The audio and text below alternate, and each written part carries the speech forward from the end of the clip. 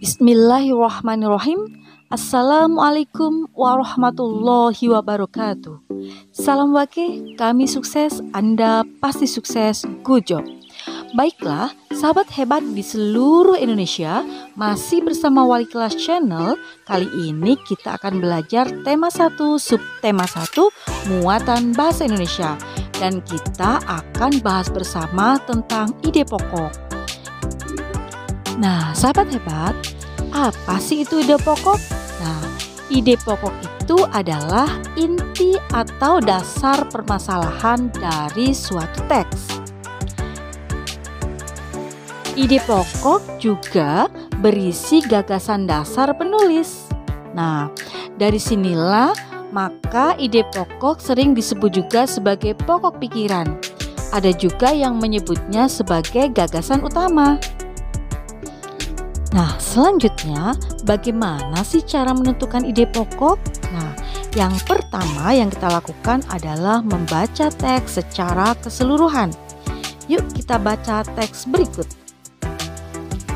Gurita merupakan salah satu jenis hewan tidak bertulang belakang yang dikenal sebagai hewan yang cerdik dan pintar. Hal itu karena seekor gurita memiliki daya ingat yang cukup kuat. Gurita dapat memecahkan masalah yang dialaminya lebih cepat dengan cara mengingat pengalamannya ketika memecahkan masalah yang sama. Selain itu, gurita juga dikenal sebagai perenang yang cukup cepat. Gurita menggunakan gerakan pendorong jet untuk bergerak cepat dan berenang jarak jauh. Sahabat hebat, setelah kita membaca teks secara keseluruhan, baru kita akan mencari kalimat utamanya. Nah, bagaimana cara mencari kalimat utama? Kita harus tahu dulu apa itu kalimat utama. Nah, sahabat hebat, kalimat utama itu adalah kalimat yang berisi informasi utama yang menjelaskan dasar permasalahan di dalam teks. Nah, sahabat hebat, di mana letak kalimat utama?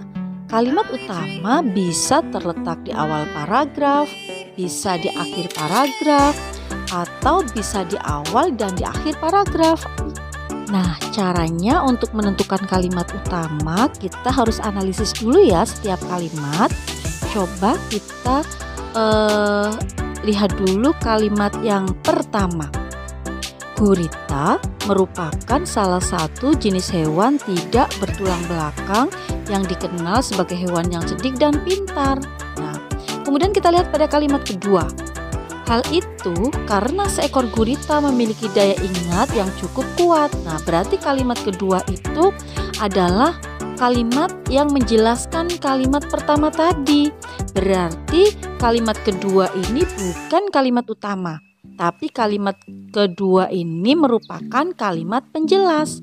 Mengapa dinamakan kalimat penjelas? Karena pada kalimat kedua dan kalimat berikutnya ya, itu berisi informasi tambahan yang dimana menjelaskan lebih rinci hal-hal yang disampaikan pada kalimat pertama. Berarti jelas sekali pada paragraf ini kalimat utamanya adalah berada di awal paragraf atau berada di kalimat pertama.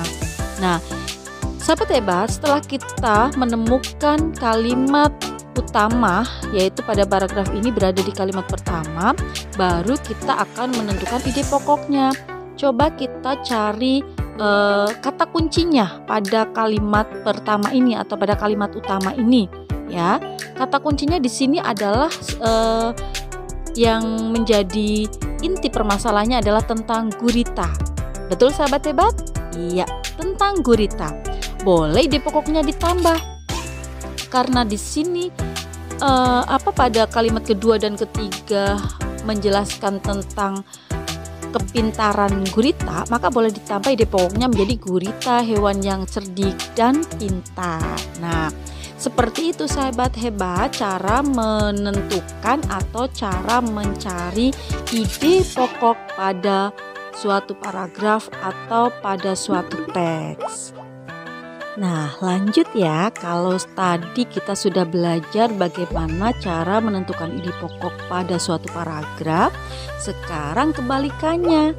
Kita akan mengembangkan atau membuat suatu teks atau paragraf, kita mengembangkannya dari ide pokok. Nah, bagaimana caranya? Seperti ini sahabat hebat caranya. Cara yang pertama, kita tentukan dulu topiknya. Misalnya, topiknya itu adalah organ gerak. Nah, setelah kita sudah menentukan topiknya, baru kita akan tentukan ide pokok, yaitu mengembangkan dari topik tadi. Kalau tadi topiknya organ gerak, maka ide pokoknya kita kembangkan lagi menjadi misalnya organ gerak manusia dan hewan. Kemudian kita buat kalimat utama dari ide pokok ya. Nah, kalimat utama ini kalimat yang masih secara umum yang nanti akan dirinci pada kalimat-kalimat penjelas. Nah, contohnya kalimat utama di sini adalah salah satu ciri dari makhluk hidup adalah bergerak. Nah, kemudian kita kembangkan kalimat dan ide pokok tadi.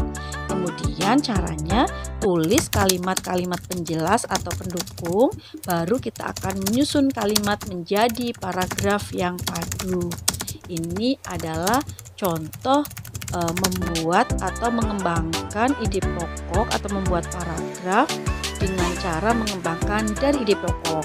Nah, sekarang untuk latihan Ananda semua, teman-teman sahabat hebat semua, coba berlatih membuat paragraf dengan topik alat gerak hewan invertebrata. Nah, silakan dikembangkan, cari ide pokoknya, kemudian kalimat utama, kemudian ditulis kalimat-kalimat penjelas, kemudian disusun menjadi paragraf.